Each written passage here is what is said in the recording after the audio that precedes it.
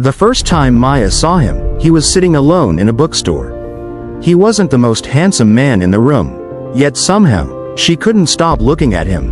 Every few minutes, she caught herself glancing in his direction, and strangely, every time she looked, he seemed to already be looking at her, not staring, just noticing, the kind of look that says, "I see you." Psychologists call this the familiarity effect.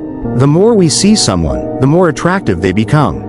What Maya didn't know was that this wasn't their first meeting, or their second, or even their third, because for the past 6 weeks, the man had been appearing everywhere she went. The coffee shop, the train station, the supermarket, the park, always nearby, always alone, always looking familiar. At first she thought it was coincidence. Then she started looking forward to seeing him. And that's exactly when he approached her. "You're Maya, right?" She froze. Excuse me, you are Maya, right? Yes, that is right. I am Maya. Last week. The explanation seemed reasonable. Too reasonable. Looking back years later, that should have been the first warning sign. Over the next few months, Maya fell deeply in love. His name was Adrian. He seemed perfect, almost impossibly perfect. He remembered every detail she shared. Her favorite flower, her favorite movie, the name of her childhood dog, the exact day her parents divorced. Everything. Most people would find this romantic. But psychologists know something interesting. The fastest way to create emotional intimacy is not by talking, it's by making someone feel understood. And Adrian understood Maya better than anyone. Or so she believed. One night she asked him a simple question. "Tell me something about your childhood." For the first time, he hesitated, just for a second. Then he changed the subject. Maya ignored it. Love has a strange effect on the brain. When we like someone, we naturally overlook contradictions. We explain away red flags. We fill in missing pieces.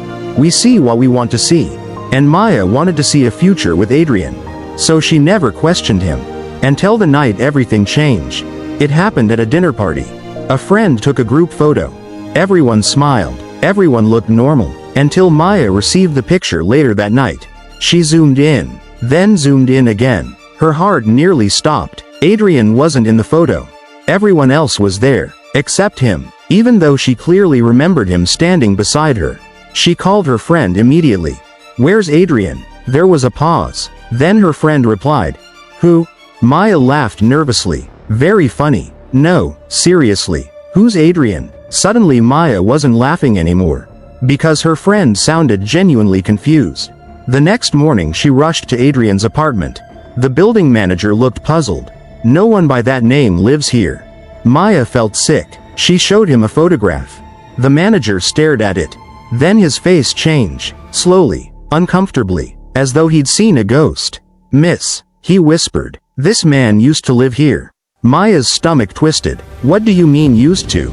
The manager swallowed hard. "He died 2 years ago." Silence. Pure silence. Maya stared at him, certain she had misheard. But deep down, a terrifying realization was beginning to form. If Adrian died 2 years ago, then who had she been dating? For the next week she barely slept. She searched every social media account, every public record, every photograph, and eventually she discovered something shocking.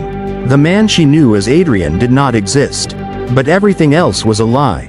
The job, the family, the stories, the apartment, even his surname, fabricated. Every piece of information she thought she knew had been carefully constructed.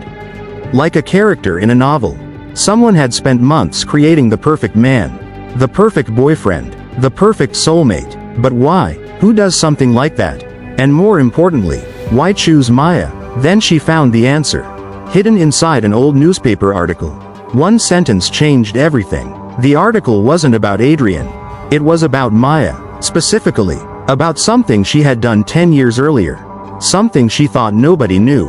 Something she had buried deep in her past. Someone had not forgotten. Someone had been waiting, patiently, for a very long time. The truth finally emerged. The man wasn't looking for love. He was looking for revenge. Years ago, a tragic accident had destroyed his family. And he believed Maya was responsible. Not legally, not directly, but enough to blame her. Enough to hate her. Enough to spend years studying her.